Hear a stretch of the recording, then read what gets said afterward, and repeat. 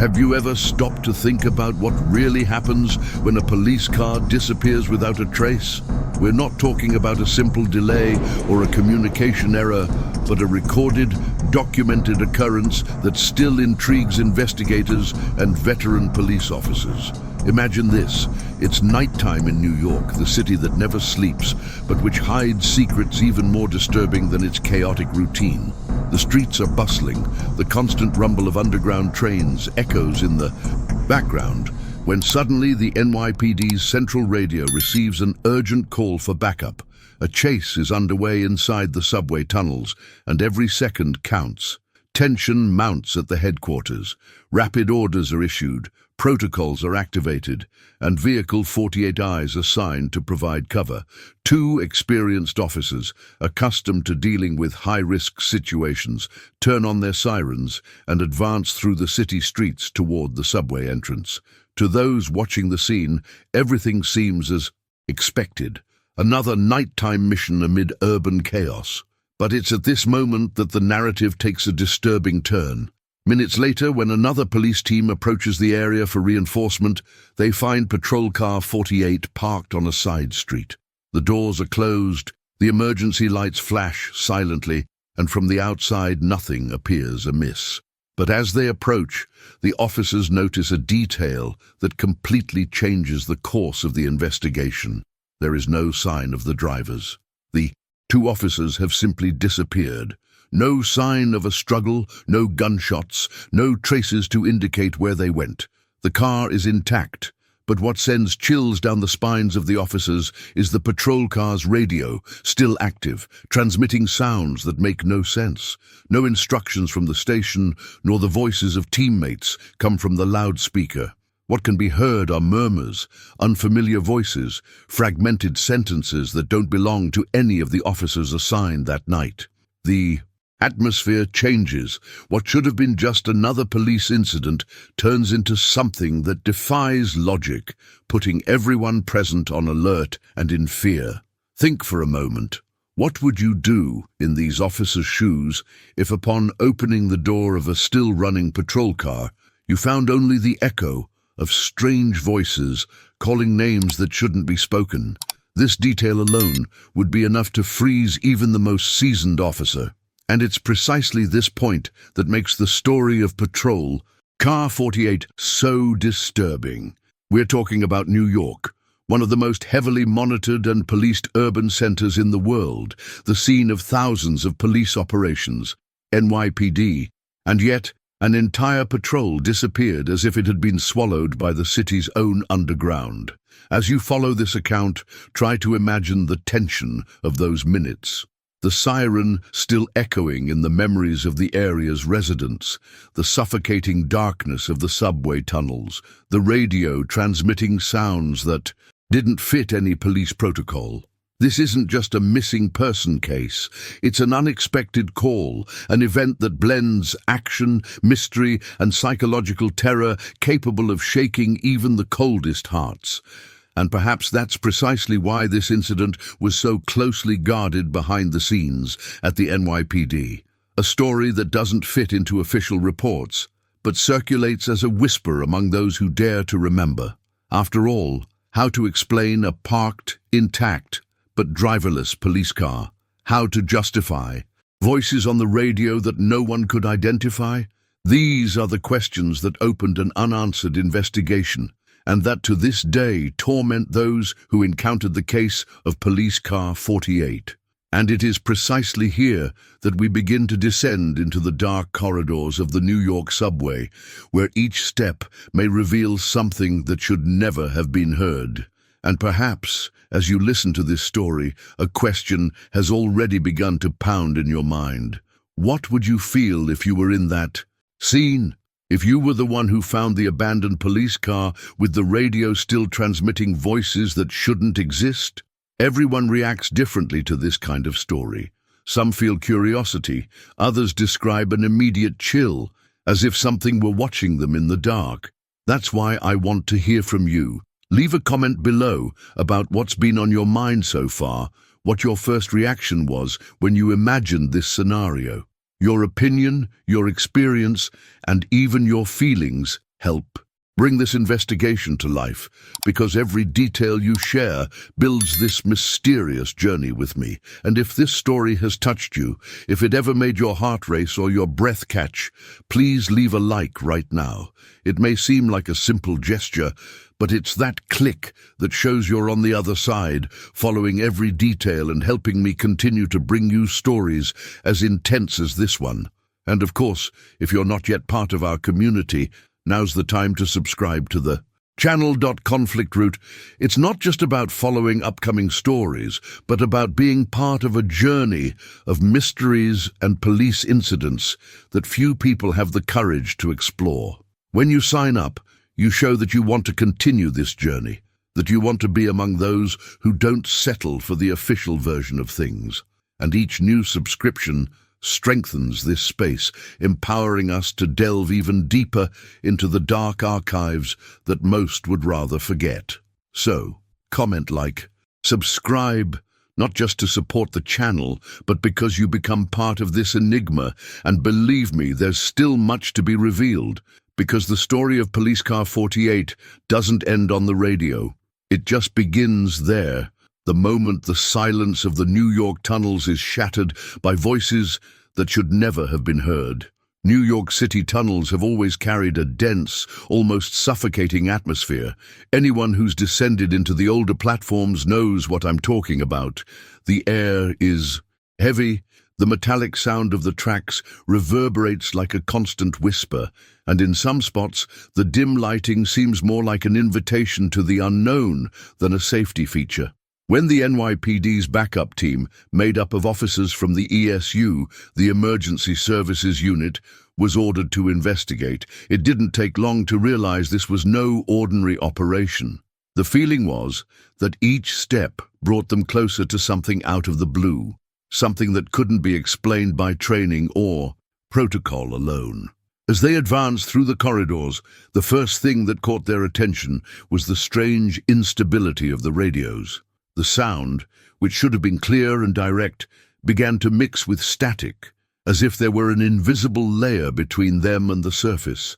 At first, they attributed it to electrical interference, since the subway is a maze of wires and cables.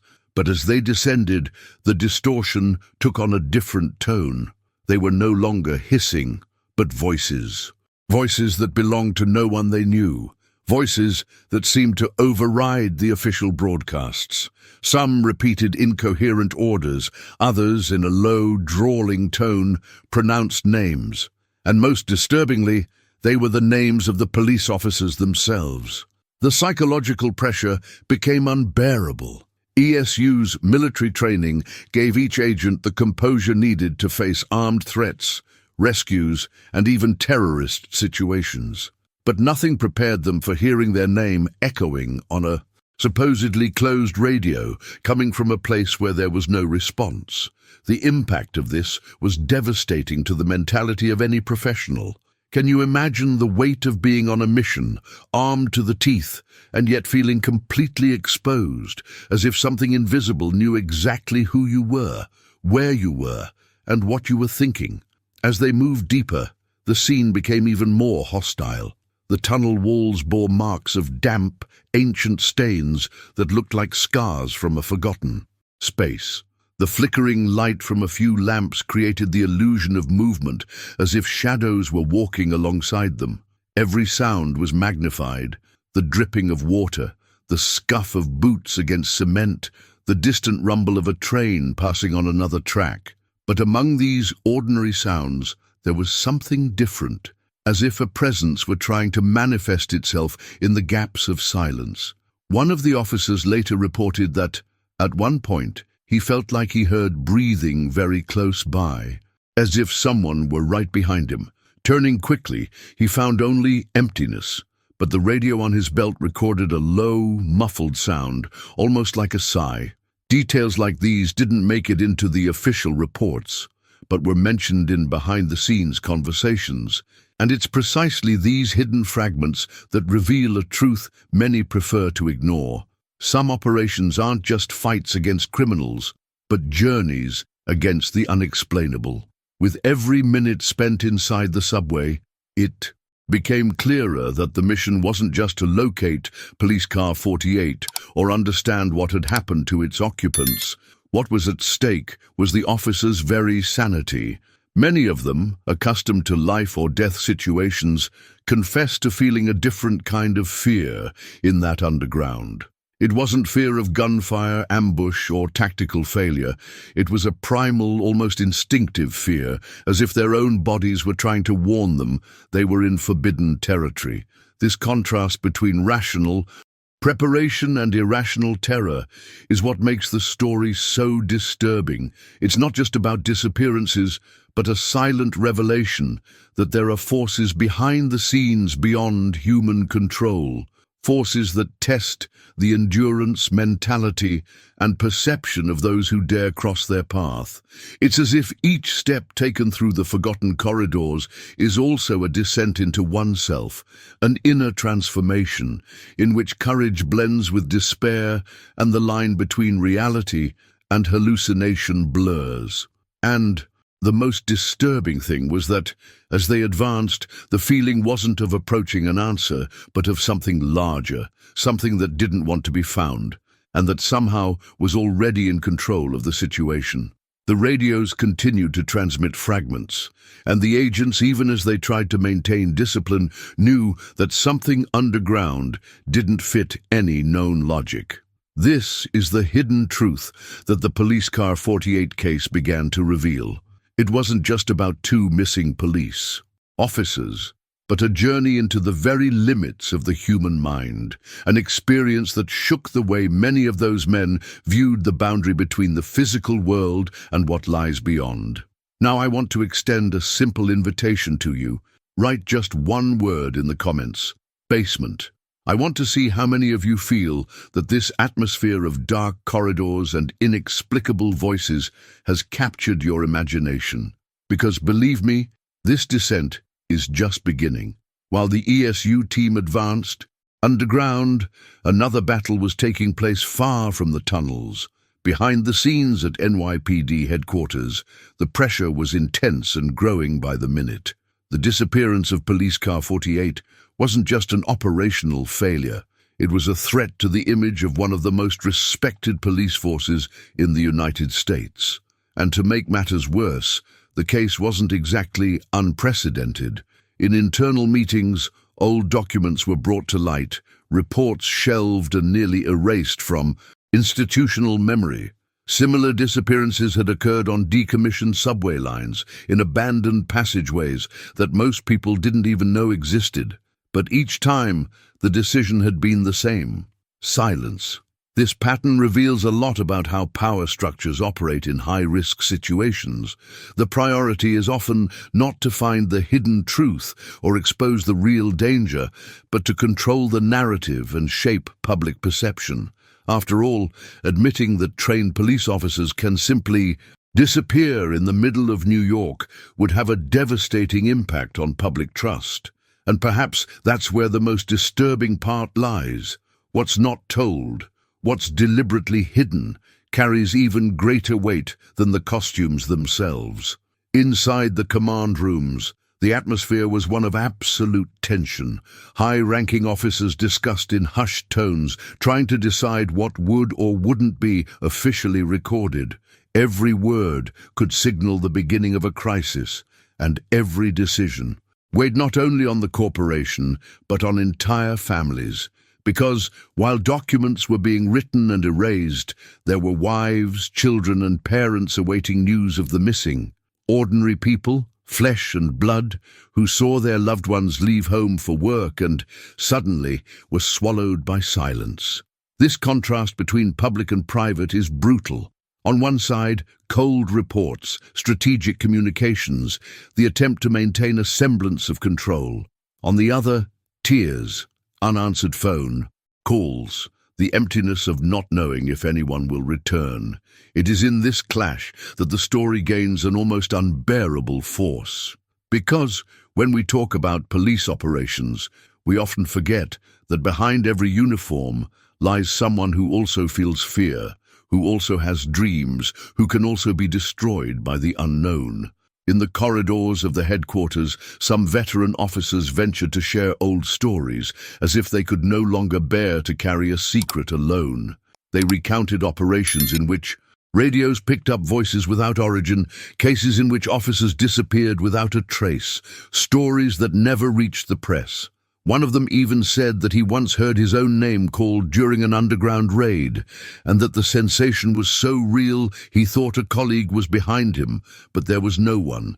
These stories, never officially recorded, were passed off as veiled warnings, as reminders that the subway concealed something that training could not explain. The mindset within the force was divided. Some firmly believed that the disappearances were the result of human error, carelessness in hostile environments, or accidents hushed up to avoid public outcry. Others, however, maintained that there was something else going on, a force operating behind the scenes and exploiting the city's shadows. This division eroded trust, because how could a troop maintain discipline if not even command knew what it was up against? And this is the true transformation that cases like this provoke: the loss of certainty. The police officer, accustomed to acting based on clear protocols, finds himself faced with a reality in which every decision seems futile. It's like entering a game where the rules are not revealed, but the penalty for making a mistake is one's own disappearance. This insecurity, silent and corrosive, is perhaps as dangerous as whatever was lurking in the tunnels. Imagine for a moment the pressure of commanding an entire corporation, knowing that part of the city is virtually untouchable, a territory where logic breaks down and discipline protects no one. Imagine how this affects the collective mindset, how it transforms each nighttime operation into a journey of doubt and fear. This burden, combined with official silence, creates an atmosphere of paranoia that spreads like a shadow among the agents. And yet, the files never stop piling up. Each hushed-up case leaves its mark, not only on the records, but also on the memories of those who survived. They are invisible scars that shape how the force deals with fear, revelations that never reach the public but become part of the silent identity of those who wear the uniform. Because in the end, it's not just the streets of New York that need patrolling. It's also the underground corridors, where every shadow could be a harbinger of the unexplained. It's in this interplay between silence and revelation that the truth begins to fragment. And the frightening thing is that the more you delve into the details, the more you realize that what was hidden is perhaps even more disturbing than what was told.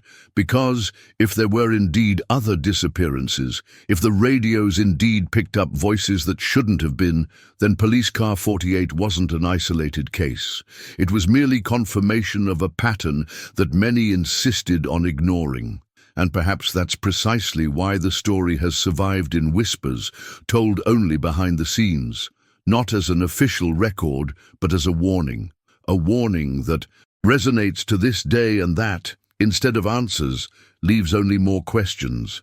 If you've felt the weight of silence and decisions that are never revealed, leave the word truth in the comments. I'd love to see who else has realized that beneath the surface of this story, there's something much bigger hidden in the shadows. The most disturbing detail wasn't the dark tunnels or the sudden disappearance of Police Car 48, but the fact that, even empty, the vehicle still seemed alive. The radio continued broadcasting non-stop, as if it were an open portal to a place of no return. At first, all that could be heard were murmurs, incomplete fragments that could be mistaken for signal failures. But as the hours passed, the voices became clearer.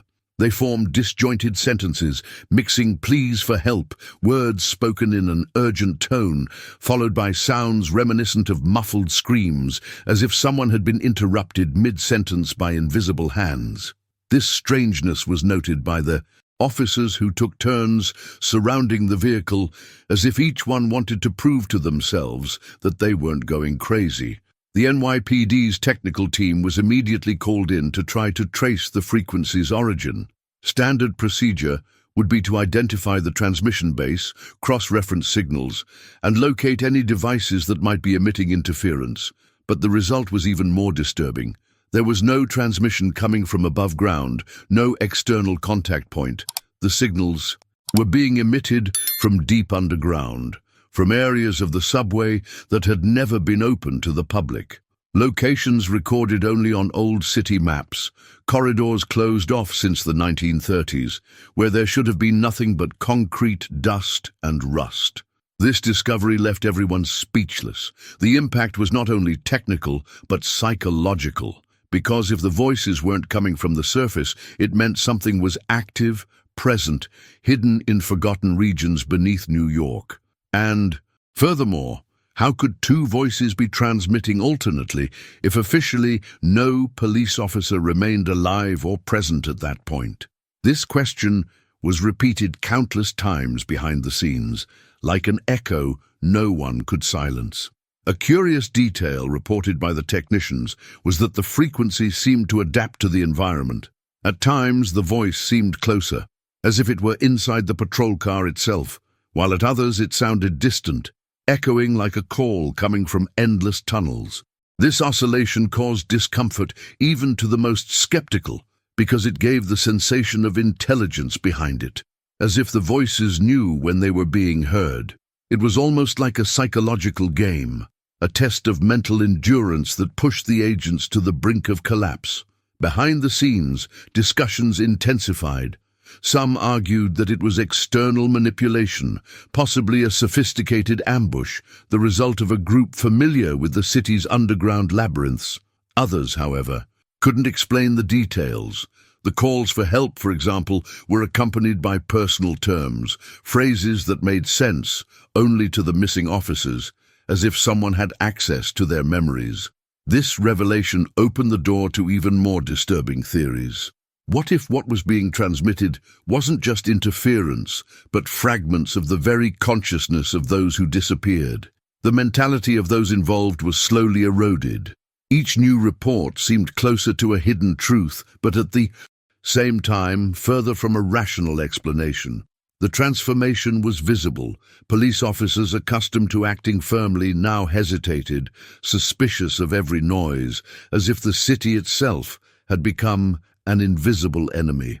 It wasn't just an investigation.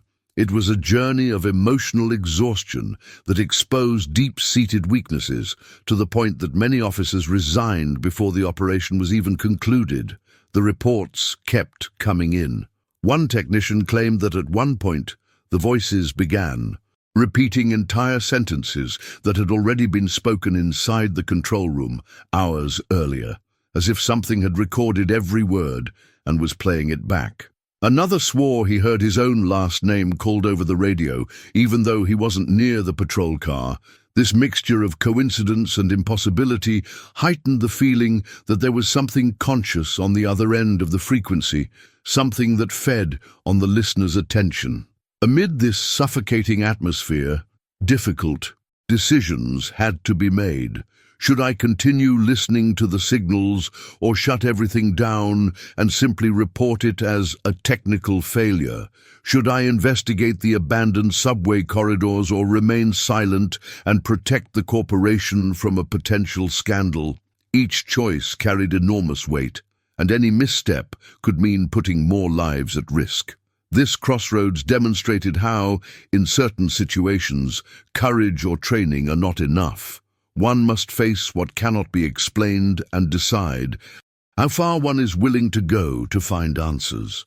The radio, however, did not remain silent. With each new attempt at analysis, more fragments emerged, more noises resembling human voices, more disconnected passages that left listeners looking at each other with the same question.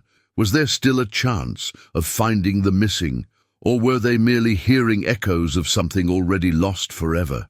This detail is what makes Police Car 48 so disturbing, because if it were just a disappearance, it would be tragic enough, but a disappearance accompanied by active, untraceable communication with voices that shouldn't exist, that surpasses all limits of logic. And perhaps that's precisely where the true terror lies, not in what we see, but in what we hear and can't explain. And as the hours passed, it became increasingly clear that the silence of the tunnels wasn't so silent after all.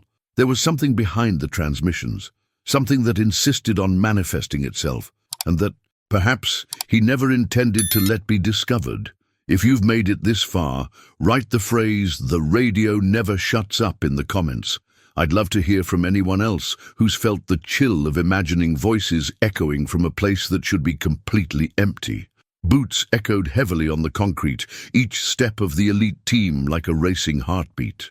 The air was thick, permeated with ancient dust and something else, something invisible yet palpable, as if the atmosphere itself rejected the human presence there. The flashlight trembled slightly in one of the agent's hands, revealing ancient graffiti and damp walls, until suddenly the scene froze before their eyes. Perfectly aligned boot prints indicated that Police Car 48 had passed through that exact corridor. The silence that followed was almost aggressive, and then, abruptly and incomprehensibly, the tracks simply stopped. There was no continuity, no sign of return. It was as if the men had been erased from reality mid-journey. The impact was immediate. The radio, which until then had been a constant and unsettling presence, began to crackle again, but this time it wasn't an isolated noise. The voices were intertwined, as if many people were speaking at once, overlapping in a disjointed chorus that gradually coalesced into a single, clear, and frightening phrase, "We're already here." The hypnotic repetition of these words made it seem as if they were coming not only from the radio, but also from the walls, the floor, the very air vibrating around them. With each echo, the certainty grew within the team that they were not alone. The psychological terror reached its limit.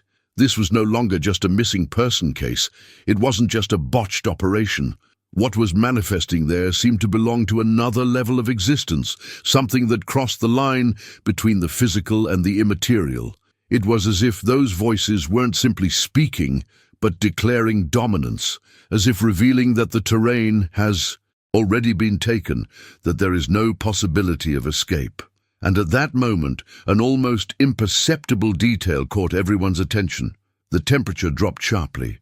The agent's breath began to form in small white clouds in the frigid air, and one of them swore he saw out of the corner of his eye a shadow cross the hallway as if made of mist. The revelations came in waves, subtle signs pointing to something larger, a deep secret buried behind the scenes of that city that never sleeps.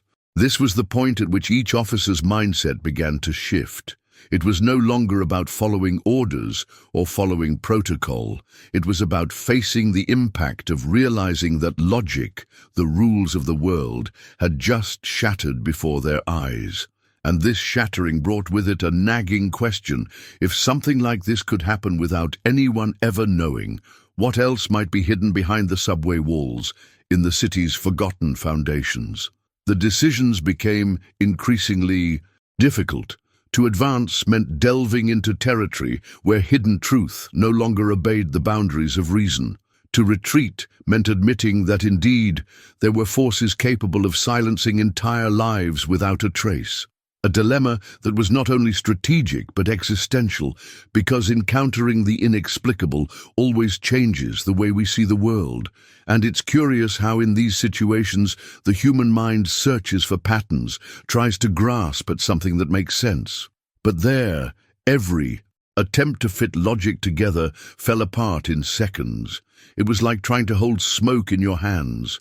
The impact of this realization affects not only the police officers inside the tunnel, but also those observing from outside.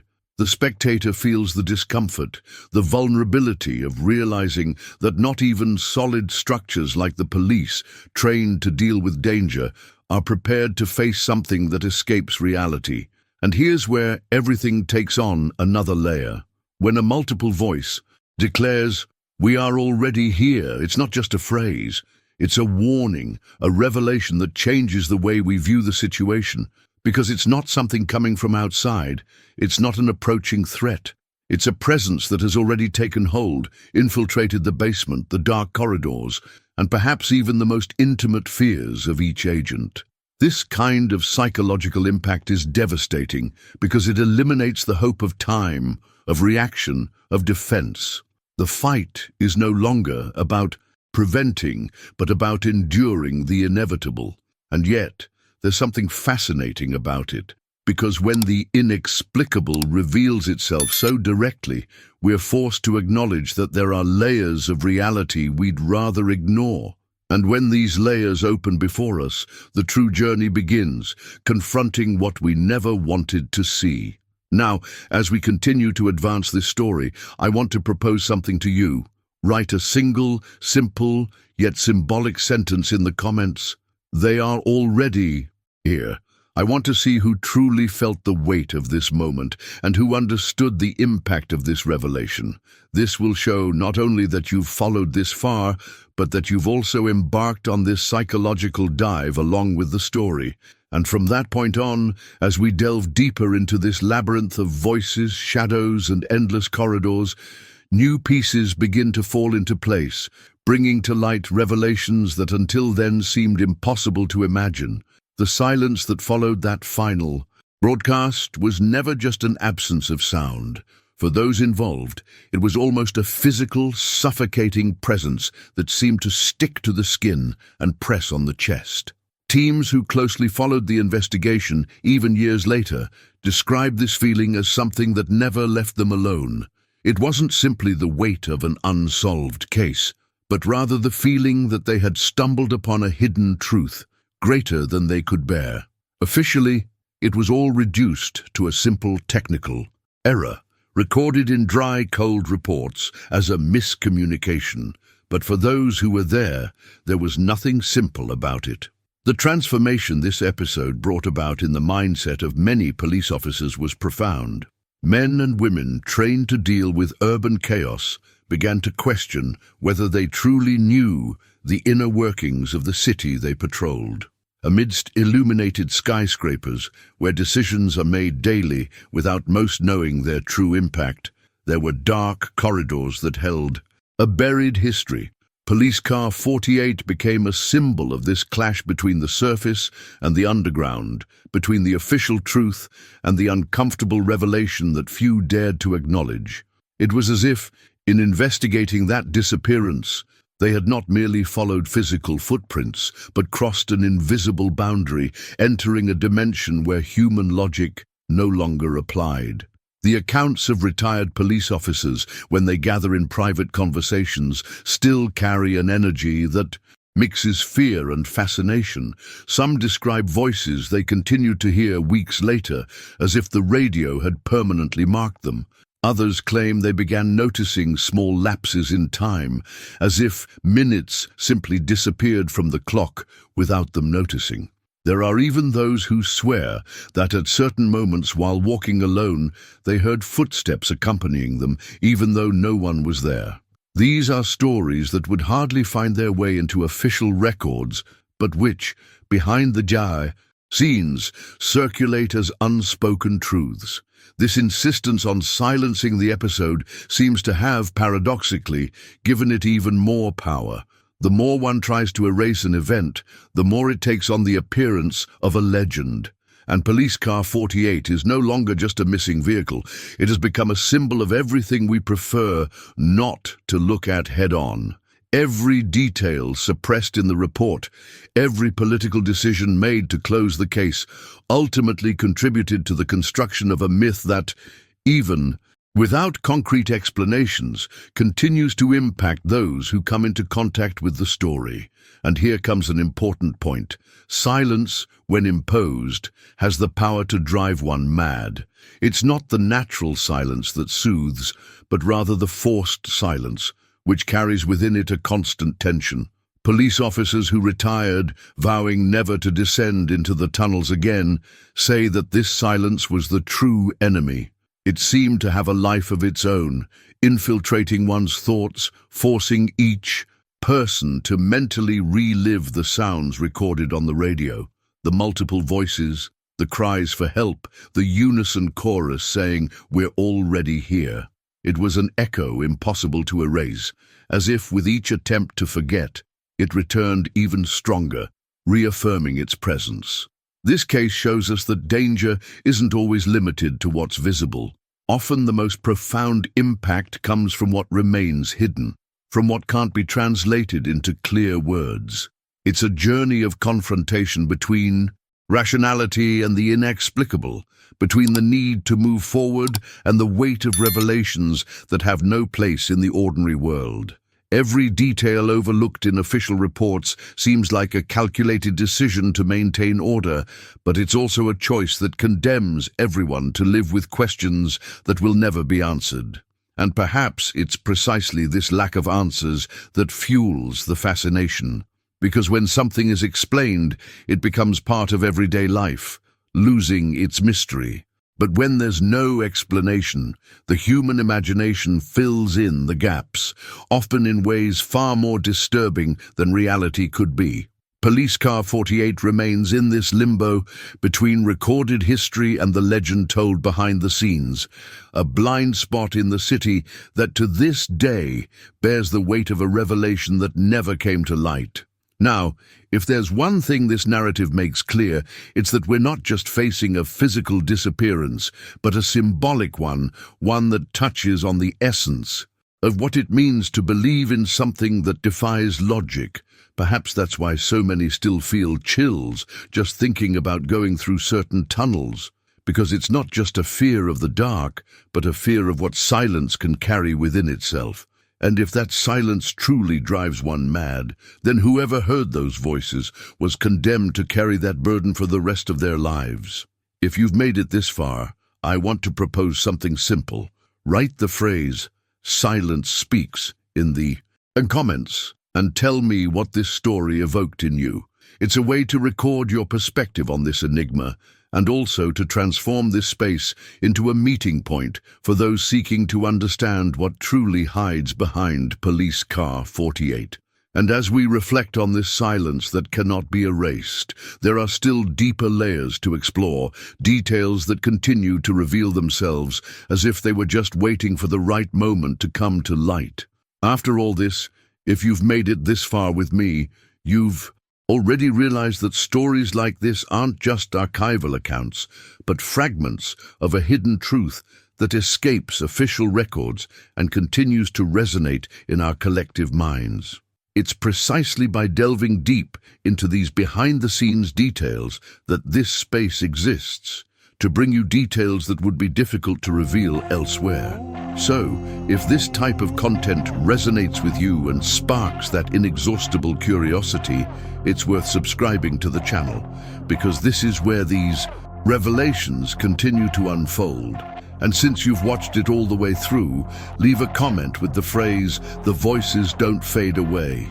That way I know who truly embraced this journey and connected with the essence of the story. Oh, and of course, if this video has kept you hooked so far, leaving a like is almost like leaving a record of yourself within this living archive, showing that it's worth continuing to bring more stories like this. And since we're on this topic, there's no need to stop here. There's a video right here that complements this topic. Click and continue with me there.